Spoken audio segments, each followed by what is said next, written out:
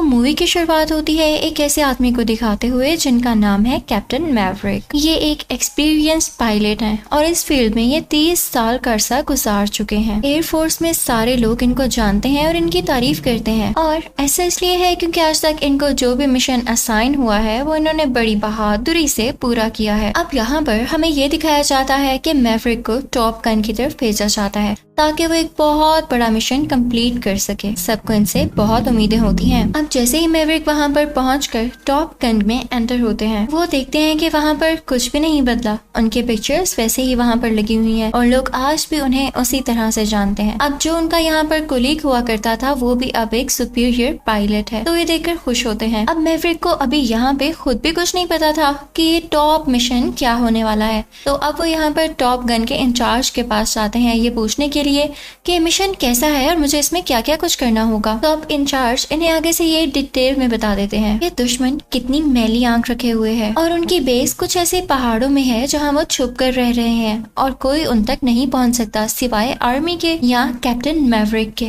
जो जाकर उनको वहाँ से खत्म करेंगे, उन्हें निकालेंगे या डिस्ट्रॉय कर देंगे, क्योंकि वहाँ पर पहाड़ों में बैठे हुए दुश्मन इन पर मिसाइल लॉन्च करते हैं, तो इनको खत्म करना ही बेहतरीन हल है। अच्छा, अब यहाँ पर एक मसला है, पहाड़ जिस तरह से स्ट्रक्चराइज्ड हैं, यानी जिस तरह से बने हुए हैं, वो मैप काफी कॉम्प्लिकेटेड है। उसको देखकर समझ ही नहीं आ रहा होता कि कौन सा पहाड़ कहाँ से शुरू होकर कहाँ खत्म हो रहा है और दूसरा पहाड़ कहाँ पर है, मतलब वो काफी ऊपर नीचे है। तो पहले तो कैप्टन मैवरिक और उनकी टीम को वहाँ पर जाकर उनकी बेस को ढूंढना होगा, इस मैप को समझना होगा और पता लगाना होगा कि पहाड़ों में से रास्ते कौन से निकलते हैं। उसके बाद वो उनकी बेस पर हमला कर सकेंगे।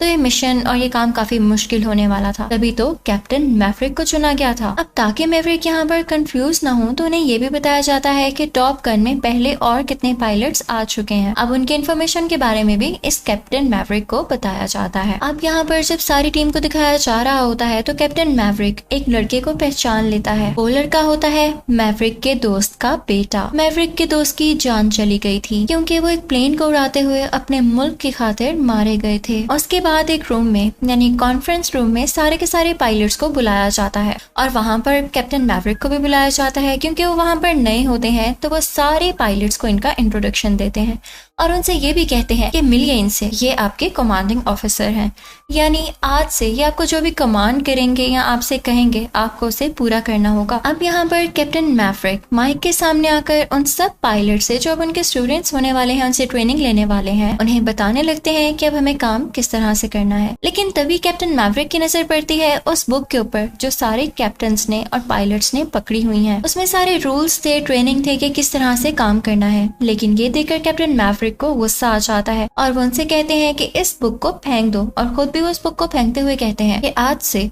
जो मैं कहूँगा वही होगा, मैं इन बुक्स को फॉलो नहीं करता। असल चीज वही होती है जो आपका एक्सपीरियंस है और जो आप सीखते हैं। आखिर कब तक आप किताबों का सहारा लेंगे। अब वो टाइम आ जाता है कि सारे मिलके उस फील्ड की तरफ जाएं जहाँ पर इनकी ट्रेनिंग होने वाली है। अब वहाँ पर जाते हुए कैप्टन मैवरिक देखते हैं कि उनके दोस्त का वही बेटा उनके पास से गुजर रहा है, तो उसे रोककर उसे बात करने की कोशिश करते हैं, लेकिन वो आगे से कैप्टन मैवरिक से काफी रूड होकर बात करता है और कहता है कि आप ही मेरे फादर की डेथ के रिस्पॉन्सिबल हैं, मुझे आपसे कोई बात नहीं करनी, आइंदा मुझे डायरेक्टली मत बुलाइएगा। अब कैप्टन मैवरिक यहाँ पर कुछ भी नहीं कह पाते क्योंकि वो लड़का यही समझ रहा होता है कि ये दोनों साथ थे तो मेरे बाप की मौत की जिम्मेदारी भी कैप्टन मैवरिक की ही होगी। अब वहाँ पर मौजूद सारे पायलट्स ये बात नोट कर लेते हैं कि कैप्टन मैवरिक ने जब उस लड़के को बुलाया था तो वो आगे से उनको इग्नोर कर रहा था, तो ऐसी भी क्या बात हो सकती है क्योंकि उनमें से कोई भी नहीं जानता था कि अंदर से इंटरलिंक्ड है, यानी वो लड़का कैप्टन मैवरिक के दोस्त का बेटा है। अब ये सारे पायलट्स अपने अपने प्लेन्स में उस जगह पर इकट्ठे हो जाते हैं जहां पर इनकी ट्रेनिंग होनी है और इस ट्रेनिंग को कहा जाता है dog fight. Now let me explain what dog fight is. ये एक ऐसी ट्रेनिंग है जहां पर सारे पायलट्स एक दूसरे के सामने आकर एक दूसरे के प्लेन को नकली का क्रैश करने की कोशिश करते हैं, यानी सिर्फ प्रिटेंड करते हैं कि हमने ये प्लेन क्रैश कर दिया है, लेकिन वहां पर सिर्फ उसका निशाना लिया जाता है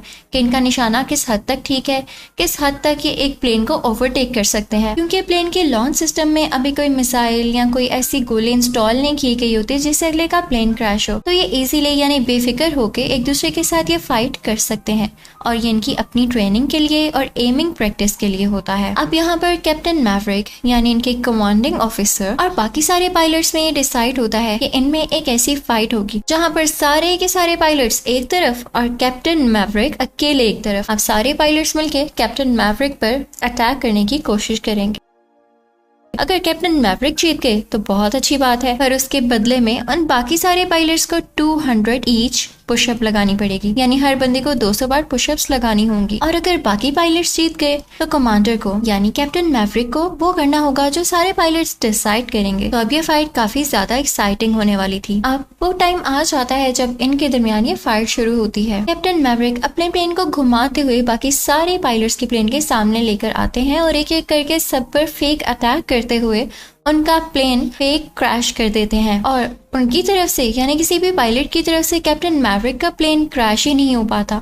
तो इसका मतलब था यहाँ पर कैप्टन मैवरिक जीत जाते हैं और बाकी सारे पायलट्स हार जाते हैं। तो उनको वो करना था जो कैप्टन मैवरिक ने उनसे कहा था। अब जब ये फाइट खत्म होती है, वो लैंड करते हैं तो उन सबको 200 पुशअप्स लगानी पड़ती हैं। और बस यहाँ पर तो उनका एनर्जी लेवल ऐसे डाउन होता है कि साथ ही उनकी नजर में और उनके दिल में कैप्टन मैवरिक की इज्जत का लेवल अप हो जाता है। यानी इस सब के बाद वो कैप्टन मैवरिक की और भी इज्जत करने लगते हैं, क्योंकि वो जान गए थे कि ये आम कैप्टन या आम पायलट बिल्कुल नहीं है और हमें अब इनकी बात मानना होगी अगर हम भी अच्छे पायलट्स बनना चाहते हैं। बस यहाँ पे आपकी जिंदगी सॉल्व हो जाती है और अच्छाई की तरफ बढ़ती है जब आप सोचते हैं कि हमें सीखने से और भी अच्छा करने का मौका मिलेगा और हम खुद को इम्प्रूव कर सकेंगे। अब उधर जो पहले सारे पायलट्स को नहीं पता था कि उस लड़के का जिसके फादर कैप्टन मैवरिक के दोस्त थे, आखिर क्या रिश्ता है कैप्टन मैवरिक से, तो आज उनको ये बात पता चल जाती है कि कैप्टन मैवरिक की वजह से उस लड़के के फादर की डेथ हुई थी। लेकिन बात असल में ये नहीं थी, जो फैक्ट है मैं आपको बताती हूँ। इनफैक्ट कैप्टन मैवरिक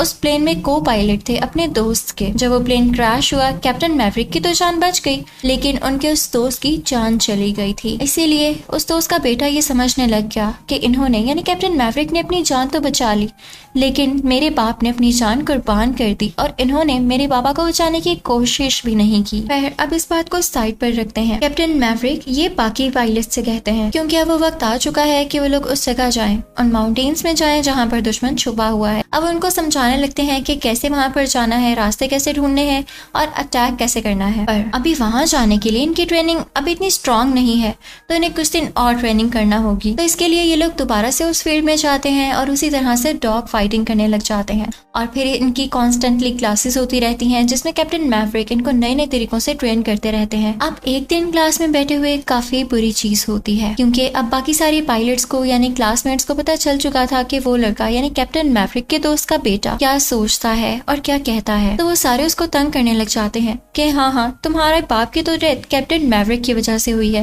लेकिन कैप्टन मैवरिक तो इतने अच्छे हैं। और उसको काफी अजीब बातें करने लग जाते हैं, जिसकी वजह से उस लड़के की बाकी पायलट्स के साथ और उस पायलट के साथ जिसने ऐसा कहा होता है बहस होने लगती है। अब मैवरिक वहाँ आकर काफी गुस्सा होते हैं और उनसे कहते हैं कि क्या तुम लोग हर टाइम लड़ते रहते हो? क्या तुम लोग एक स्ट्रॉन्ग टीम बन सकते हो जब हर टाइम एक दूसरे से लड़ते रहोगे? एक टीम बनने के लिए यूनिटी चाहिए होती है, जो कि तुम लोगों में नहीं है और मुझे नहीं लगता कि तुम लोग इस मिशन के लिए मेरे साथ काम करने के लिए सूटेबल हो। अब मैवरिक इन सबको लेके काफी परेशान होते हैं, तो अपने पुराने कोलीग के पास जाते हैं जो अब टॉप गन के सुपीरियर इंचार्ज है, सुपीरियर पायलट है। उनका नाम आइसमैन होता है। अब मैवरिक वहाँ पर जाकर उनसे बात करने लग जाते हैं कि मेरी टीम की आपस में बनती नहीं है और जब तक इनकी आपस में बनेगी नहीं, ये एक साथ मिलकर कैसे उस मिशन पर जा सकेंगे। मुझे तो डर है कि दुश्मन को तबाह करते करते कहीं मेरी अपनी टीम न तबाह हो जाए।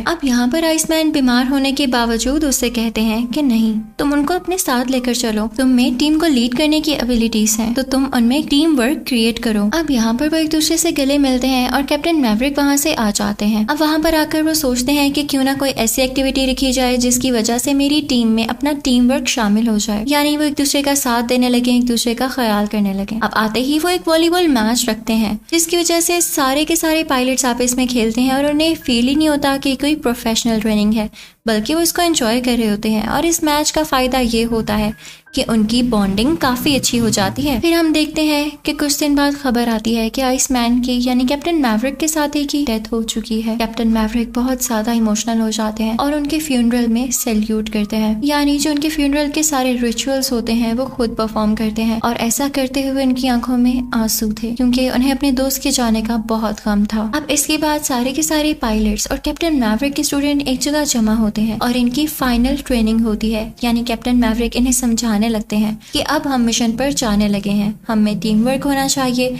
और हमें ये मिशन जीत कर ही वापस आना है। अब वो सारे एक एक करके उस जगह पर जाते हैं। उनको लीड कर रहे होते हैं कैप्टन मैवरिक और बाकी सारे पायलट्स उनके पीछे आ रहे होते हैं। और फाइनली उन पहाड़ों तक पहुंच जाते हैं जहां पर दुश्मनों की बेस है। अब उन पहाड़ों पर काफी बर्फ होती है, उन्हें उनकी बेस ढूंढने में मुश्किल तो हो रही होती है, लेकिन वो साथ अपने मिसाइल्स और काफी चीजें ऐसे लेकर गए होते हैं जिनसे वो अपना डिफेंस कर सकें और उस बेस को निकाल सकें कि वो कहाँ पर है। अब वहां पर मिसाइल लॉन्च करने लग जाते हैं, लेकिन तभी दुश्मन की तरफ से हमला होता है और वो कैप्टन मैवरिक के प्लेन पर आकर लगता है। ये प्लेन क्रैश दुश्मनों के एयरक्राफ्ट में से निकलने वाले मिसाइल से हुआ था। लकीली कैप्टन मैवरिक उसमें से निकलकर दूर जाकर गिरते हैं, जिसकी वजह से उनकी जान फिर से बच जाती है। अब जैसे उनकी आंखें खुलती हैं तो उनके सामने दुश्मनों का एक पूरा हेलीकॉप्टर होता है जिसमें उनमें से दुश्मन आते हैं। अब जैसे ही वो कैप्टन मैवरिक के ऊपर गोली चलाने वाले होते हैं, तभी वहां पर एक बहुत अच्छी चीज हो जाती है जो हम एक्सपेक्ट भी नहीं कर सकते थे। कैप्टन मैवरिक के दोस्त का वो बेटा जो हमेशा से कैप्टन मैवरिक से नफरत करता आया है, वो यहाँ पर अपने प्लेन में आता है और दुश्मनों को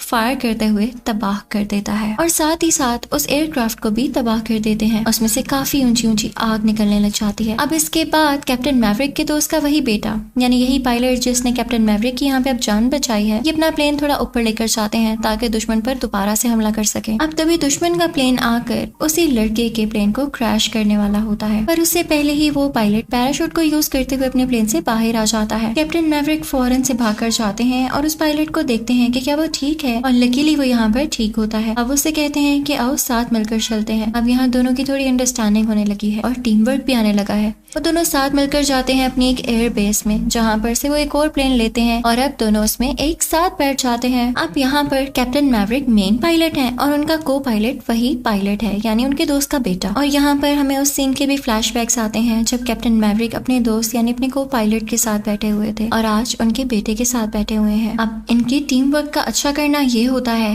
कि ये लोग वहां पर जाके यानी दुश्मन की बेस के ऊपर जाके मिसाइल्स लॉन्च करते हैं और एक एक करके उनकी सारी की सारी बेसेस, उनके एयरक्राफ्ट और उनको तबाह बर्बाद करने लग जाते हैं। अब जब वहां पे दुश्मन का नामो निशान भी नहीं रहता, ना उनके वेपन्स रहते हैं, ना उनके मिसाइल्स रहते हैं, ना ही एयरक्राफ्ट, यानी उनका वहां से सफाया हो चुका था। तो ये मिशन अब हो चुका था कंप्लीट और इसके लिए वो सारे पायलट्स और कैप्टन मैवरिक बेहद खुश थे। और जब वो वापस आते हैं यानी टॉप गन में एंटर होते हैं तो उनका बहुत वार्म वेलकम किया जाता है।